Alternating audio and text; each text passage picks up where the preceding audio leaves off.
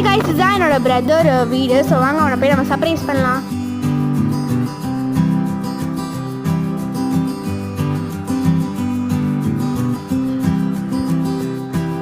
ஹே ஆரணி, நீயா? இதோ வந்துட்டேன். எப்படி இருக்க? பார்த்து ரொம்ப நாள் ஆச்சு. சரி, சீக்கிரம் வீட்டுக்குள்ள நம்ம உட்காந்து பேசலாம். சீக்கிரமா ஆரணி. என்ன ஏதோ வாங்கிட்டுலாம் வந்திருக்க போல. சரி உள்ளவா, அதை எலஸ்ட வேற. சீக்கிரமா.